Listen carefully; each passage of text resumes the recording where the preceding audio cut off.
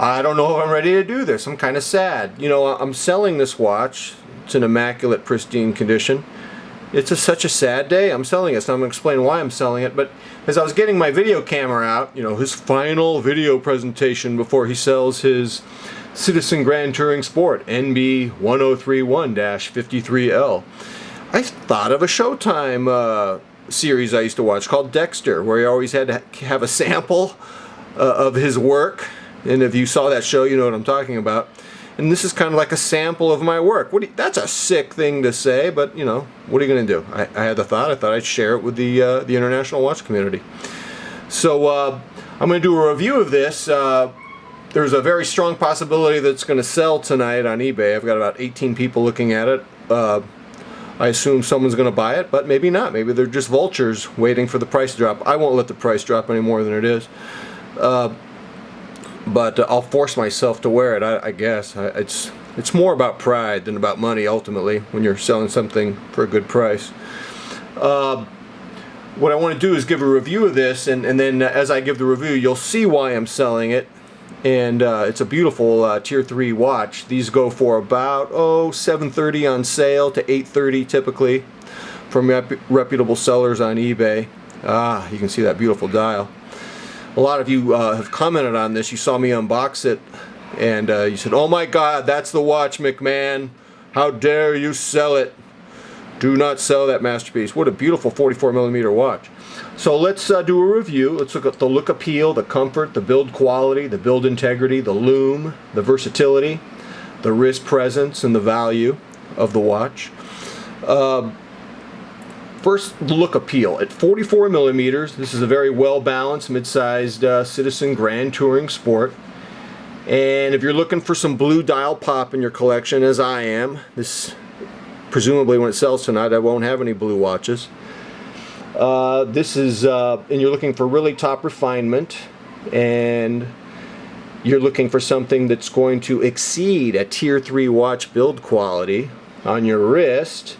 And if you're a fan of the Omega Plo Prof and Panerai styling cues, which are clearly evident here, then this watch gets an A, easily. I have no problem giving this watch an A for appearance. What a nice depth into that case. And some of you don't like it. Some of you, that's a hodgepodge of stuff. Forget about it. I don't want that in my life. And I'm going to give it an A. It's subjective, so I'll give it to you. Now, comfort, number 2. Now, this is getting into a situation. I'm going to sell it. It currently has 2 bracelets. I'm sorry, 2 links taken off the bracelet. And it's just ever so slightly tight on my wrist.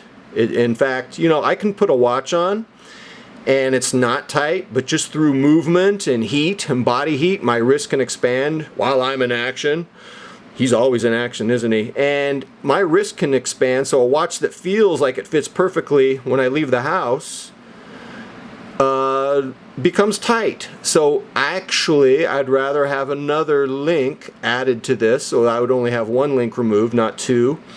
And the problem I'm having, and why I'm selling it, is that the crown guard gives me a little too much dig in my hand and wrist. Now, for most people, that's not a problem, but if you don't know me, I am obsessive compulsive. If a corn nut gets lodged in the back of my seat, I have to wake up at 3 in the morning and get the Dirt Devil vacuum cleaner and vacuum out the corn nut. So, you know, we're dealing with a man who's clearly obsessive compulsive, and he has to have the perfect fit. So anyways, if I feel that this is either pinching me, or because the bracelet's too tight, or if the crown guard's zigging in me because the bracelet's too loose, I'm not going to wear it enough to justify keeping it. I'll probably sell this and I'll get a Seiko Sumo Blumo in blue, which does not have the build quality integrity of this, but because it's a comfortable watch, you know, I wear what's comfortable at the end of the day. At the end of the day, I wear what feels good on my wrist. So, again, if you're not a scale 10 obsessive compulsive like I am, you'll probably be fine with this. But, you know, what are you going to do? So build for comfort, I'm giving it a B-. And most of you will give it a B+ or an A- or even an A. But that's just me. It's for sale. I'll probably regret it. It's a beautiful watch. Am I moving it too much? Jeez, what are you doing, man? Anyways, let's look at build quality. This really is where it shines. You're buying a tier 3 watch, and it has sapphire, it has Miyota's best movement, the 90-12. The refinement is spectacular. Let's see if I can show you the back. You can see through, oh come on, let's get some focus there. You can see the back of the automatic movement there. Just what a beautiful watch this is. Lord have mercy. Let's look at it from there. So the build integrity gets an A, the build quality gets an A. The loom is very good. Now, because I am a spoiled Seiko monster owner, nothing compares to those. So I'm going to give it a, between a B+ and an A-. This also shines in the versatility department. You can dress it up, you can dress it down. I think it would be fine with a suit as long as you could fit the cufflinks over it.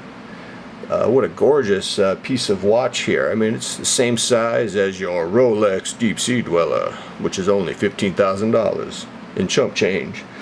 Your wrist presence, as I might have said earlier, this is a 44, but I guarantee it plays like a 46 because of the crown guard and just the overall Panerai-like shape of the case. So I'm giving wrist presence an A. Value, it between $730 and $830. I guarantee you this is the highest value you can get. Right now, the Citizen Grand Touring Series is giving you a lot of watch for your money. It's all up to whether you like the way it looks or not. So if you like the way it looks, if you don't mind the big crown guard, you are getting a great value. I'll probably regret selling mine.